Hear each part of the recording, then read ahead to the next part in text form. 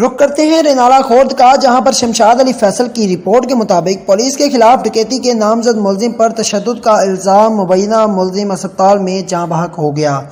فیصل آباد روڈ کو چکر چوک کے قریب درجنوں خواتین اور مردوں نے بلاک کر دیا ہے۔ پولیس کے خلاف ڈکیتی کے نامزد ملزم پر تشدد کا الزام، جس سے مبینہ ملزم اسپتال میں جاں بحق ہو گیا۔ تھانہ گوگیرا کے ASI فاروق نعیم الحق کی درخواست کی روشنی میں 26 ستمبر کو تصور کو حراست میں تھانے لایا گیا۔ 27 تاریخ کو تھانہ میں پنچایت ہوئی اور ورثہ مبینہ ملزم کو گھر لے گئے۔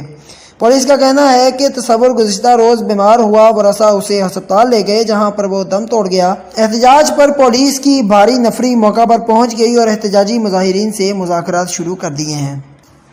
سانو سر بندہ نہیں دیکھن دیتا انہیں، تیسرے دن بندہ سانو رات دے 10-11 بجے دیتا انہیں، ختم کر کے 60,000 روپیہ ساڈے کول چٹی بھی لے لی انہیں۔ میری چوری ہوئی سی، کسی نے چوری کیتی سی، اے اتھوں گزریا، انہوں نے پھڑ لیا۔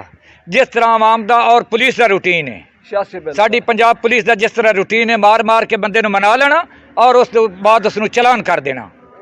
تفتیش ہوندی کرتے رہنے، انہیں مدعی کو باہر بنایا، باہر پولیس پولیس لگا ہوا، وہ پھر ایک رات تھے تفتیش کرتے، وہ سدیا ہی نہیں، 4 دفعے رولا پھیرا، 4 دفعے رولا پھیرا۔